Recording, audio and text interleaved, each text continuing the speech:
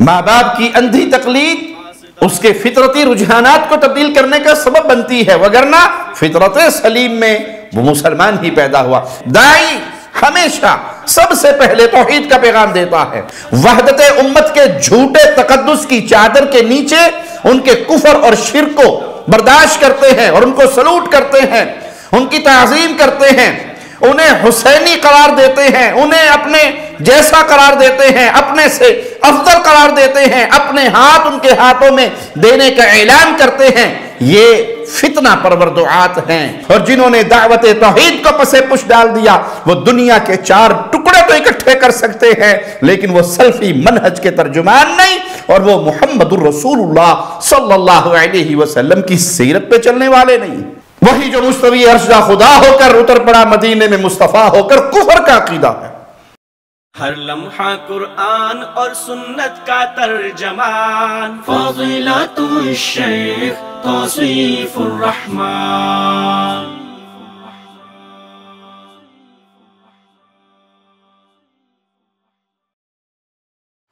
السلام علیکم ورحمۃ اللہ وبرکاتہ۔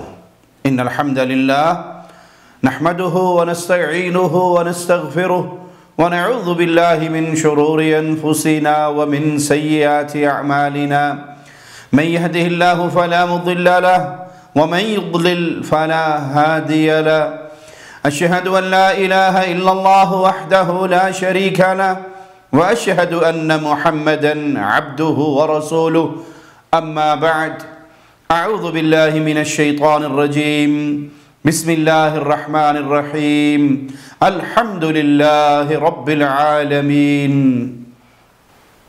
رب اس کا معنی ہے پالنے والا، کسی شے کی پرورش کر کے اسے ایک حال سے اعلیٰ حال کمال تک پہنچانے والا۔ اور رب جب کہیں گے تو صرف یہ اللہ خالق و مالک کے لیے، کیونکہ اللہ مالک پوری کائنات کا پالنہار ہے، پوری کائنات کی مصلحت، ان کی بہتری کا ضامن ایک اللہ ہے۔ یہی مالک نے اپنے بندوں کو اعلان کر کے سنایا بھی ہے، الحمدللہ رب العالمین، ساری تعریفیں اس اللہ کے لیے جو پالنہار ہے، پالنے والا ہے، رب ہے سارے جہانوں کا۔ مالک فرماتا ہے ربکم ورب آبائکم الاولین، وہ تمہارا بھی پالنہار ہے، تمہارا بھی رب ہے، اور جو تم سے پہلے گزر گئے ان اولین کا رب بھی وہی اللہ ہے۔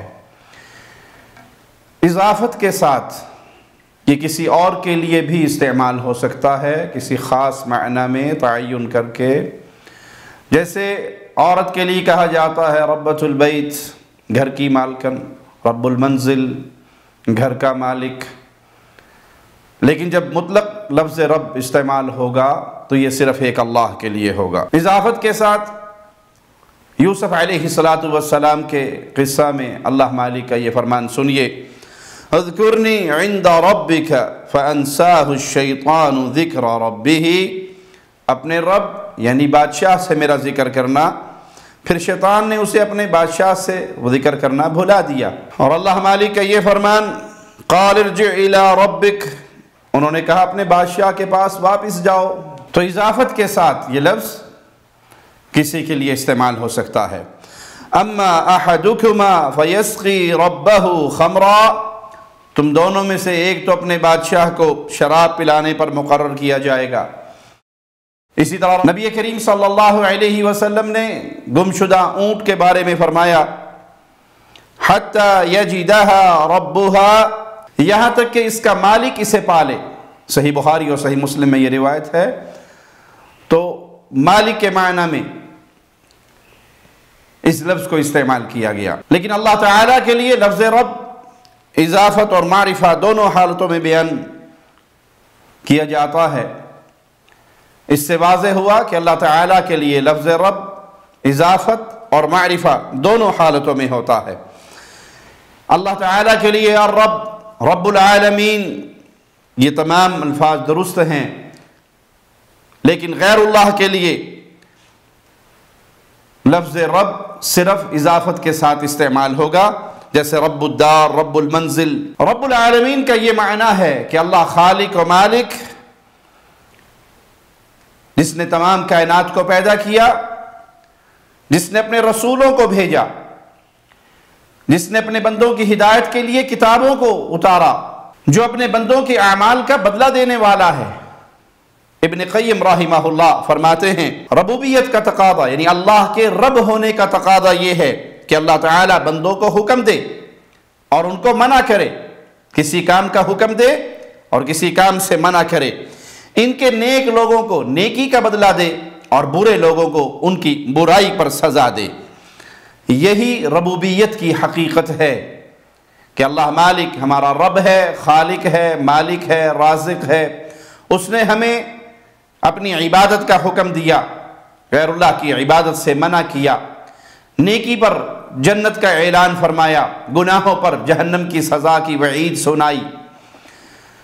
بعض گمراہ قوموں کے اندر جو رب کا تصور پیش کیا جاتا ہے، اللہ مالک نے فطری طور پہ اپنی مخلوق میں ربوبیت کی پہچان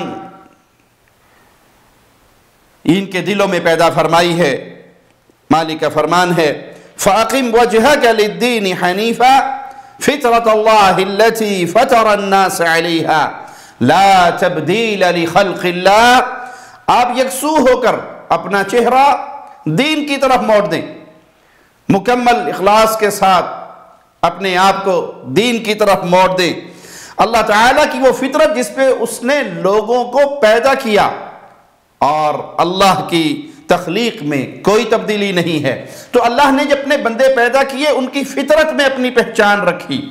ربوبیت کا تعارف یہ فطرتی معاملہ ہے۔ اگر انسان باہر کے گمراہ لوگوں کے خیالات کو نہ سنے نہ پڑھے اور فطری طور پہ زندہ رہے تو اپنے رب کو پہچانتا ہے، کیونکہ ربوبیت کی پہچان انسان کی فطرت میں ہے۔ مالک کا فرمان سنیے وَإِذْ أَخَذَ رَبُّكَ مِنْ بَنِي آدَمَ مِنْ ظُهُورِهِمْ، اللہ مالک نے اولاد آدم کی پشت سے جو ذریت ان کی نکالی تو اس سے ایک وعدہ لیا، اور اس وعدے پر انہیں گواہ بنایا، اور وعدہ کیا ہے أَلَسْتُ بِرَبِّكُمْ قَالُوا بَلَا شَهِدْنَا، کیا میں تمہارا رب نہیں ہوں؟ تو سب نے گواہی دی کہ اے اللہ تو ہمارا رب ہے۔ آدم علیہ السلام کی پوری ذریت سے اللہ تعالیٰ نے یہ عہد و پیمان لیا، کیا میں تمہارا رب نہیں ہوں؟ تو سب نے یہ گواہی دی کہ اے اللہ تو ہمارا رب ہے۔ تو رب کی پہچان یہ فطرتی چیز ہے، انسان کی فطرت میں ودیعت کی گئی ہے۔ شرک ایک اجنبی چیز ہے جس کی اللہ کی طرف سے کوئی دلیل کوئی برہان نہیں ہے، یہ اجنبی چیز ہے۔ رب کی معرفت حقیقی چیز ہے اور فطرتی چیز ہے۔ پیارے نبی صلی اللہ علیہ وسلم کا فرمان ہے صحیح بخاری میں، آپ علیہ السلام نے فرمایا کل مولود یولد علی الفطرہ، ہر پیدا ہونے والا فطرت سلیم پہ پیدا ہوتا ہے، مسلمان پیدا ہوتا ہے، اپنے رب کو پہچاننے والا پیدا ہوتا ہے۔ فَأَبَوَاهُ يُهَوِّدَانِهِ أَوْ يُنَصِّرَانِهِ أَوْ يُمَجِّسَانِهِ، یہ اس کے ماں باپ ہیں جو اپنے افکار اس کی عقل پہ غالب کر دے، اسے یہودی بنا دے، نصرانی بنا دے، مجوسی بنا دے۔ جب وہ پیدا ہوا تو فطرت سلیم پر تھا، مسلمان تھا، اپنے رب کو پہچاننے والا تھا، اسے انہی فطرتوں پہ چھوڑ دیا جاتا تو وہ مسلمان باقی رہتا۔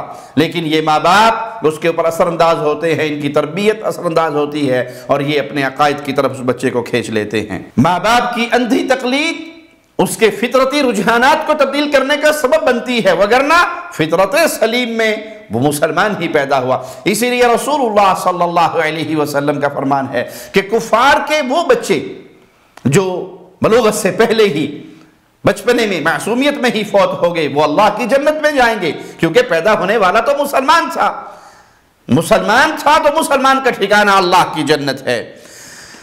حدیث قدسی ہے، مالک فرماتا ہے خلقت عبادی حنفاء، میں نے اپنے بندوں کو موحد پیدا کیا، یہ شیاطین ہیں جو ان کو بہکا لیتے ہیں اور شرک کی دلدل میں پھینک دیتے ہیں۔ پیدا ہونے والا اہل توحید ہوتا ہے، موحد ہوتا ہے، وہ حنیفی ہوتا ہے، حنفا ہے، خالص ایک اللہ کی طرف چہرہ کرنے والا، خالص اللہ کو پہچاننے والا۔ پھر شیاطین ان پہ اثر انداز ہوتے ہیں اور وہ ان کے راستے پہ چل کے گمراہ ہو جاتا ہے۔ شیاطین انہیں بتوں کی پوجا کی طرف لگا دیتے ہیں، ایک اللہ سے اس کا منہ موڑ کر غیر اللہ کی عبادت پہ لگا دیتے ہیں، پھر وہ گمراہ ہو جاتے ہیں، فرقے اور پارٹیوں میں بٹ جاتے ہیں، پھر ہر شخص اپنا الہ بنا لیتا ہے، ہر شخص اپنا معبود بنا لیتا ہے اور اسی کی عبادت میں لگ جاتا ہے۔ اللہ مالک کا فرمان سنیے، فَذَلِكُمُ اللَّهُ رَبُّكُمُ الْحَقِّ فَمَاذَا بَعْدَ الْحَقِّ إِلَّا الضَّلَالِ۔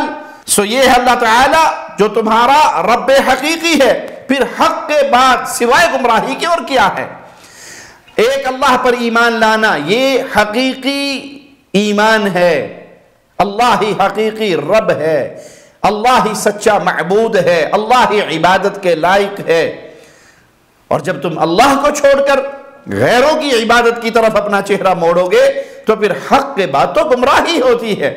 اللہ کے علاوہ کسی اور کی عبادت، کسی اور کی پوجا، یہ تمہیں گمراہ کر دے گی اور جہنم کا ایندھن بنا دے گی۔ اللہ مالک کا فرمان سنیے، اَأَرْبَابٌ مُتَفَرِّقُونَ خَيْرٌ أَمِ اللَّهُ الْوَاحِدُ الْقَهَّارُ۔ یوسف علیہ السلام اپنے جیل کے ساتھیوں کو پیغام توحید دے رہے ہیں، ان کو رب کا تعارف کروا رہے ہیں، ان کی فطرت سلیمہ کو آواز دے رہے ہیں۔ اَأَرْبَابٌ مُتَفَرِّقُونَ، مختلف رب، بہت زیادہ تراشے ہوئے الہ، بہت زیادہ بنائے ہوئے رب، ایک رب کو چھوڑ کر جنہوں نے بہت زیادہ رب بنا لیے ہیں۔ اَأَرْبَابٌ مُتَفَرِّقُونَ خَيْرٌ أَمِ اللَّهُ الْوَاحِدُ الْقَهَّارُ۔ تو یہ کافی سارے رب بہتر ہیں یا ایک اللہ واحد قہار پہ ایمان لانا بہتر ہے؟ یہ دعوت توحید ہے، یہ پیغام توحید ہے۔ کہاں دیا جا رہا ہے؟ جیل کے اندر۔ کس کو دیا جا رہا ہے؟ جنہوں نے خواب کی تعبیر پوچھی تھی۔ سبحان اللہ، دعات کے لیے بہت بڑا پیغام۔ انبیاء کا منہج سمجھنا ہو تو اس آیت سے سمجھ لیجئے۔ سائل نے آ کر کیا سوال کیا توحید کے بارے میں؟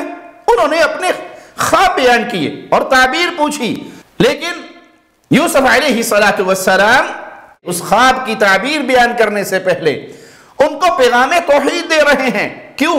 داعی ہمیشہ سب سے پہلے توحید کا پیغام دیتا ہے۔ کوئی بہانہ اسے مل جائے گفتگو کرنے کا، کوئی بہانہ مل جائے اسے بات کرنے کا، کسی تک اپنی آواز پہنچانے کا، تو پہلا میسج حقیقی سچے داعی کا یہ ہوتا ہے کہ وہ پیغام توحید دے دے۔ وہ دعات گمراہی کے دعات ہیں، وہ فتنے کے داعی ہیں جو اہل شرک کی مجلسوں میں جا کر توحید کا پیغام نہیں دیتے بلکہ ان کے شرک پہ راضی ہوتے ہیں، نعرہ حیدری یا علی مدد کو ٹھنڈے پیٹوں برداشت کرتے ہیں، وحدت امت کے جھوٹے تقدس کی چادر کے نیچے ان کے کفر اور شرک کو برداشت کرتے ہیں اور ان کو سلوٹ کرتے ہیں، ان کی تعظیم کرتے ہیں، انہیں حسینی قرار دیتے ہیں، انہیں اپنے جیسا قرار دیتے ہیں، اپنے سے افضل قرار دیتے ہیں، اپنے ہاتھ ان کے ہاتھوں میں دینے کا اعلان کرتے ہیں۔ یہ فتنہ پرور دعات ہیں، یہ مال اور دنیا کی شہرت میں اندھے ہو جانے والے دعات ہیں۔ وگرنہ یوسف علیہ السلام کے قصے پہ اگر کوئی داعی غور کرے کہ آپ جیل میں ہیں، پوچھنے والے نے خواب کی تعبیر پوچھی ہے، تعبیر کا ماجرا بعد میں، پہلے اس کو پیغام توحید دے رہے ہیں۔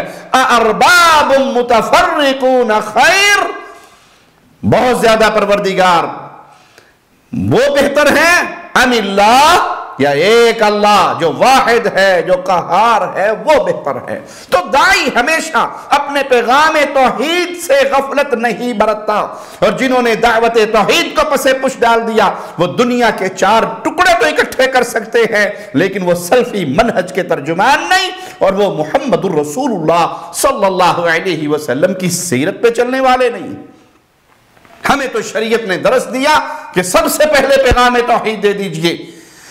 ما تعبدون من دونه الا اسماء سميتموها انتم وآباؤكم ما انزل الله بها من سلطان، جن کو تم پوج رہے ہو یہ نام ہیں جو گھڑ لیے گئے، جو تراش لیے گئے، جن کی عبادت تم کر رہے ہو یہ نام ہے جن کو تم نے تراشا ہے۔ ما انزل اللہ کی طرف سے نازل شدہ کوئی دلیل تمہارے پاس نہیں ہے۔ ما انزل اللہ بہا من سلطان، یہ تم اور تمہارے آباء و اجداد کے تراشے ہوئے نام، اس پر تمہارے پاس کوئی دلیل نہیں۔ جو سیدنا حسین کو مدد کے لیے پکارتا ہے اس کے پاس حسین رضی اللہ عنہ وارضا سے مدد مانگنے کی کوئی دلیل نہیں۔ جو سیدنا علی سے مدد مانگتا ہے انہوں نے سیدنا علی کو مشکل کشا کہا ہوا ہے، تو یہ نام ہے جو تم نے تراشے ہیں، تمہارے پاس قرآن سے دلیل نہیں، حدیث سے دلیل نہیں، تم اور تمہارے گمراہ آباء و اجداد نے یہ نام تراش لیے۔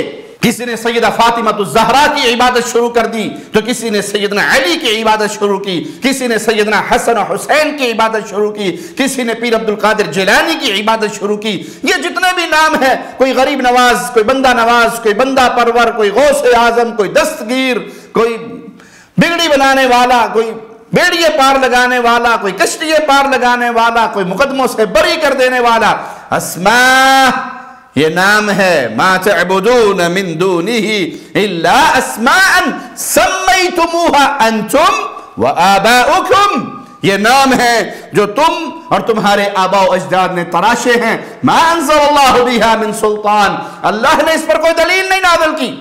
اللہ نے حکم نہیں دیا کہ تم علی کو پوجو رضی اللہ عنہ وارضا، یا فاطمہ الزہرا کو پوجو سلام اللہ علیہا، یا سیدنا حسن حسین رضی اللہ عنہما کی عبادت کرو، یا کسی نیک بزرگ کی عبادت کرو۔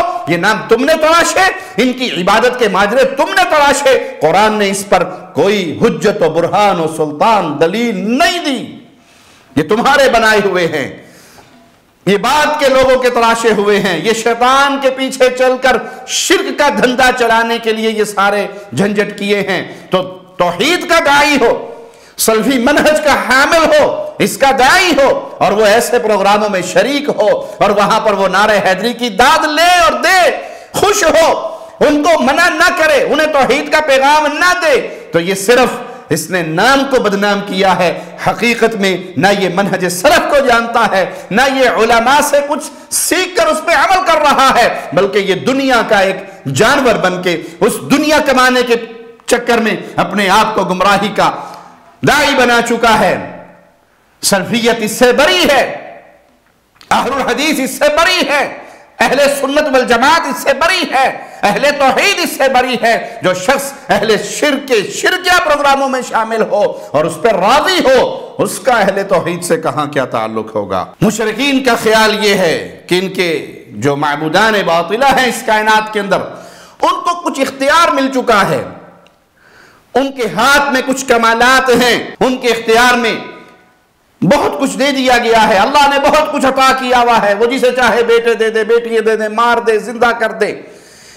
یہ بنائے ہوئے تصورات ہیں جس پر کتاب و سنت کی کوئی دلیل ان اہل شرک کے پاس نہیں ہے، اور شیطان نے ہر دور کے لوگوں کے ساتھ ان کی عقل کے مطابق کھلواڑ کیا ہے۔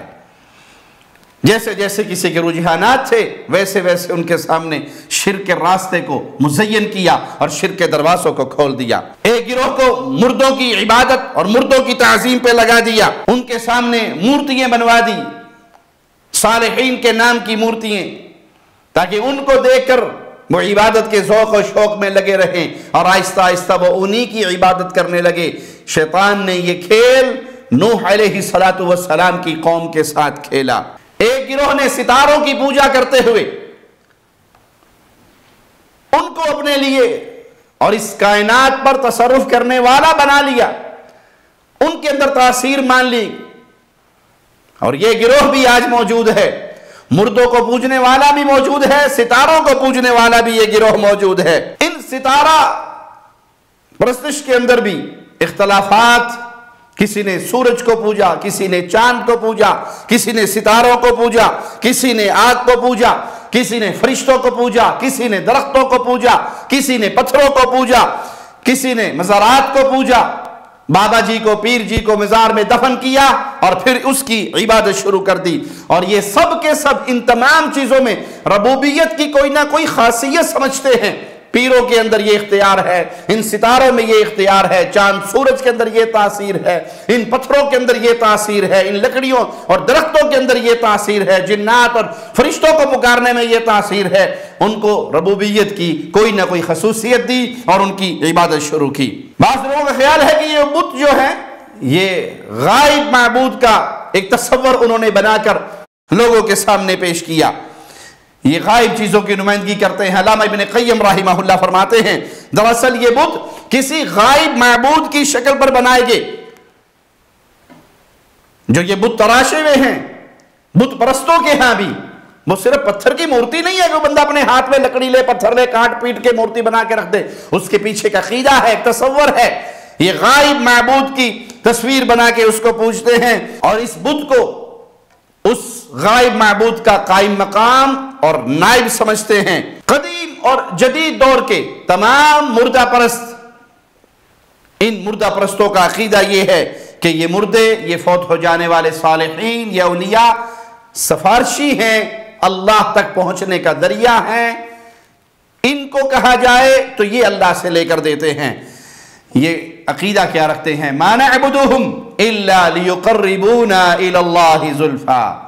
ہم ان کی جو پوجا پاٹ کر رہے ہیں، ان کے طواف، رکوع، سجدے، نذر، نیاز، ذبح، قربانی، یہ سارے کیوں کرتے ہیں؟ تاکہ یہ ہمیں اللہ کے قریب کر دیں گے. وَيَعْبُدُونَ مِن دُونِ اللَّهِ مَا لَا يَضُرُّهُمْ وَلَا يَنْفَعُهُمْ وَيَقُولُونَ هَؤُلَاءِ شُفَعَاؤُنَا عِندَ اللَّهِ. یہ اللہ کے سوا ایسی چیزوں کی عبادت کرتے ہیں جو نہ ان کو نقصان پہنچا سکتی ہیں اور نہ ہی کوئی نفع دے سکتی ہیں، اور کہتے یہ ہیں کہ یہ اللہ کے ہاں ہمارے سفارشی ہیں. ساڑیاں سندا نہیں، اینا دیاں موڑدا نہیں. ساڑیاں اینا دے اگے تے اینا دی او دے اگے.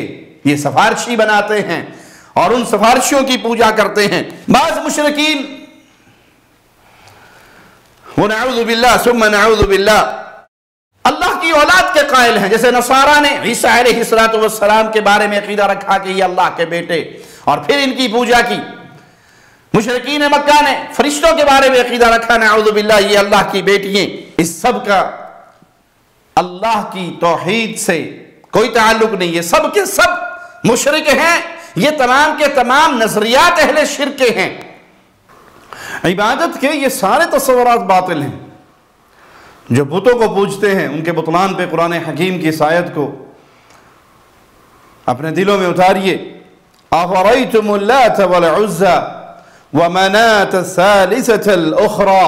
کیا تم نے لات اور عزہ کو دیکھا اور منات تیسرے کو؟ اس آیت کا مفہوم بیان کرتے ہوئے امام قرطبی رحمہ اللہ فرماتے ہیں کہ کیا تم نے ان معبودان کو، لات و عزہ اور منات کو، کبھی نفع پہنچاتے ہوئے دیکھا یا کبھی نقصان دیتے ہوئے دیکھا؟ یہ اللہ کے شریک پھر کیسے بن گئے؟ یعنی نہ تو ان کے ہاتھ میں نفع ہے اور نہ ہی ان کے ہاتھ میں نقصان، تو یہ پھر اللہ کے شریک کیسے بن گئے؟ ان کے اختیار میں تو کچھ نہیں، یہ تو بے بس مورتیاں ہیں، تو یہ اللہ کے شریک بھی نہیں ہے. اور جب اللہ کے نبی صلی اللہ علیہ وسلم نے اپنے صحابہ کو بھیجا تو صحابہ نے ان بتوں کو توڑ ڈالا، بحث نحس کر دیا. تو چلو تمہارا تو کچھ فائدہ نقصان نہ کر سکے، اپنی ذات کا دفاع تو کر لیتے. یہ تو اپنی ذات کا دفاع بھی نہیں کر سکتے. تو یہ اللہ کے شریک نہیں ہے بلکہ اللہ وحدہ لا شریک ہے. مالک کا فرمان سنیے. وَاتْلُ عَلَيْهِمْ نَبَأَ إِبْرَاهِيمَ. انہیں ابراہیم علیہ السلام کا واقعہ سناؤ. اذ قال لأبيه وقومه ما تعبدون. جب انہوں نے اپنے بابا اور اپنی قوم سے کہا تم کس کو پوجتے ہو؟ قالوا نعبد اصناما. انہوں نے کہا ہم تو بتوں کے پجاری ہیں، بتوں کو پوجتے ہیں اور ان بتوں کے ہی ہم اعتکاف کرتے ہیں، ان کے مجاور بنتے ہیں، پوجتے بھی بتوں کو ہیں اور ان کے مجاور بنے بیٹھے ہیں. قال هل يسمعونكم اذ تدعون. تو انہوں نے کہا جب تم انہیں پکارتے ہو کیا کبھی تمہاری پکار کو سنتے ہیں؟ تم ان سے مانگتے ہو، دعائیں دیتے ہو، ان کو پکارتے ہو، تو کیا یہ تمہاری پکار سنتے ہیں؟ او ینفعونکم، یا کبھی یہ تمہیں فائدہ دیتے ہو یا تمہیں کبھی نقصان پہنچاتے ہو؟ ان کے ہاتھ میں کوئی نفع ہو، کوئی نقصان ہو، یہ سننے والے ہو، تمہاری باتوں کو سنتے ہو۔ قالوا بل وجدنا آباءنا كذلك يفعلون، اہل شرک کا ہر دور میں یہی جواب، قوم ابراہیم سے لے کر آج کے مشرک تک یہی جواب دیں گے۔ نہیں، نہ تو یہ سنتے ہیں، نہ ان سے کبھی جواب آتا ہے، نہ یہ کوئی نفع دے سکتے ہیں، نہ یہ کوئی نقصان دے سکتے ہیں۔ ہم نے اپنے آباء و اجداد کو یہ کرتے ہوئے دیکھا۔ یہ ہے وہ اندھی تقلید جو عقیدے کے معاملے میں کی جاتی ہے اور انسان شرک کی وادی میں گر جاتا ہے۔ ہر دور کا مشرک غیر اللہ کی عبادت پر جو دلیل دیتا رہا، وہ دلیل یہی تھی کہ ہم نے اپنے آباء و اجداد کو دیکھا، انہوں نے تسلیم کیا، نہ یہ سنتے ہیں، نہ یہ نفع دیتے ہیں، نہ یہ نقصان دیتے ہیں، پوچھتے کیوں ہو آباء و اجداد کی اندھی تقلید میں؟ آج بھی یہ ماجرا کھلا ہے، ان مزاروں کو پوجنے والوں سے پوچھو، یہ بابا جی سنتا ہے، یہ پیر جی، یہ شاہ جی، یہ حضرت جی جواب دیتا ہے، یہ کوئی نفع اور نقصان کا مالک ہے؟ بلکہ آپ دیکھیں گے بعض جگہوں پر سیلاب آتا تو ان پیروں بابوں کے سارے مزارات ڈوب جاتے ہیں، ان پانیوں میں دفن ہو جاتے ہیں۔ اور بھائی تم تو یہ عقیدہ رکھتے تھے کہ انہوں نے فلاں سمندر کو روکا ہوا، فلاں پانی کو روکا ہوا، اس بابے کا پورا مزار ڈوب گیا، تو یہ اپنے مزار کو کیوں نہ اپنے مزار کو کیوں نہ بچا سکا؟ تو جاہل پھر آپ کو حجت کرتے کہ یہ پانی بابے نو سلام کرن آیا سی، تو اسی نہیں سمجھتے معرفت دیاں گلاں، جب وہ ڈوب گیا تو وہ سلام کرنے پہنچ گیا۔ تو ان کے اختیار میں کچھ نہیں ہے، ان کے پاس نہ نفع کی قوت نہ نقصان کی قوت۔ اسی طرح جو ستاروں کو پوچھتے ہیں، سورج اور چاند کو پوچھتے ہیں، ان کی اس بدعقیدگی کا جواب قرآن حکیم کی آیت سے سنیے، وَالشَّمْسَ وَالْقَمَرَ وَالنُّجُومَ مُسَخَّرَاتٍ بِأَمْرِهِ، اور سورج اور چاند اور ستارے یہ تو سب اللہ کے حکم پہ چل رہے ہیں، اللہ کے تابع ہیں، اس کا حکم مانتے ہیں، اللہ کا حکم ان کے اوپر چلتا ہے۔ وَمِنْ آيَاتِهِ اللَّيْلُ وَالنَّهَارُ وَالشَّمْسُ وَالْقَمَرُ لَا تَسْجُدُوا لِلشَّمْسِ وَلَا لِلْقَمَرِ وَاسْجُدُوا لِلَّهِ الَّذِي خَلَقَهُنَّ إِن كُنتُمْ إِيَّاهُ تَعْبُدُونَ۔ یہ رات، یہ دن، یہ سورج، یہ چاند، یہ ستارے، یہ کیا ہے؟ یہ سب اللہ کی نشانیاں ہیں۔ سورج کو سجدہ نہ کرو، چاند کو سجدہ نہ کرو، وَاسْجُدُوا لِلَّهِ، سجدہ کرنا ہے تو صرف ایک اللہ کو کرو۔ وہ اللہ کون ہے؟ الَّذِي خَلَقَهُنَّ، جس نے رات کو پیدا کیا، دن کو پیدا کیا، سورج کو پیدا کیا، چاند کو پیدا کیا، ستاروں کو پیدا کیا، ان سب کا پیدا کرنے والا اللہ ہے۔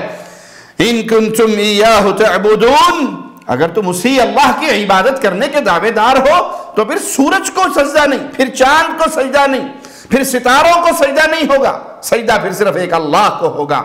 ارے بھائی، جب چاند اور سورج کو سجدہ جائز نہیں تو کسی قبر اور ڈھیری پہ سجدہ کیسے جائز ہوگا؟ کسی مورتی اور مندر پہ سجدہ کیسے جائز ہوگا؟ یہ سجدہ عبادت ہے جو حق ہے صرف ایک اللہ کا، نہ کسی پیر کو، نہ کسی شیخ کو، نہ کسی حضرت کو، نہ کسی مرید کو، کسی کو نہیں ہو سکتا۔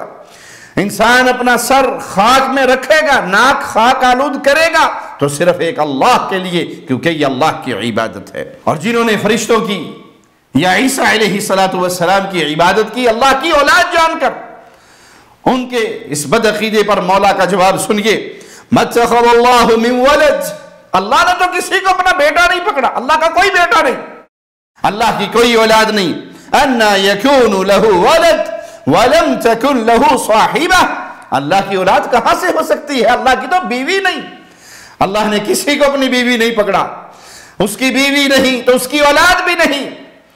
اور مالک کھل کے بیان فرماتا ہے، لم یلد ولم یولد، نہ اس نے کسی کو جنا ہے نہ وہ جنا گیا ہے، نہ کوئی اس میں سے ہے نہ وہ کسی میں سے ہے، کوئی اس کا شریک نہیں، وہ کسی کا پارٹنر نہیں، کوئی اس کا پارٹنر نہیں، کوئی اس میں سے نہیں جنا گیا، نہ وہ باپ ہے نہ وہ اولاد ہے، نہ اس کی بیوی ہے نہ اس کی بیٹی ہے نہ اس کے بیٹے ہیں، قل هو اللہ احد، وہ تنہا و یکتا ہے، بے نیاز ہے، لم یلد ولم یولد، اس نے نہ کسی کو جنا ہے نہ جنا گیا ہے۔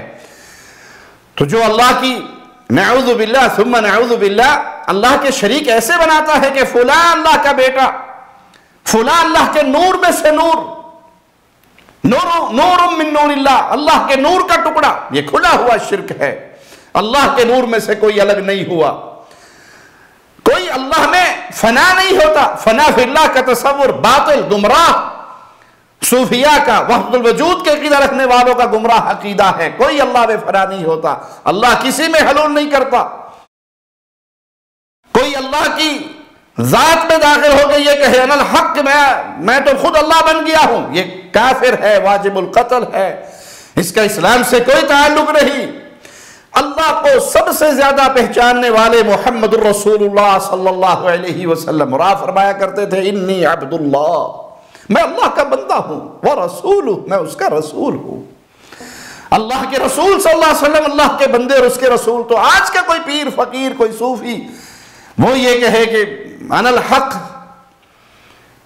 اب میں فنا فی اللہ ہو گیا ہوں، اب میں نہیں ہوں، میری تصویر میں آپ کو جو نظر آ رہا ہے، یا کسی کے مرید دعویٰ کرے تینو پیر مندا ہوئے گا جگ سارا، اسی تے تینو رب منیا۔ پیر مندا ہوئے گا جگ سارا، پیر مندا ہوئے گا جگ سارا، اسا تے تینو رب منیا۔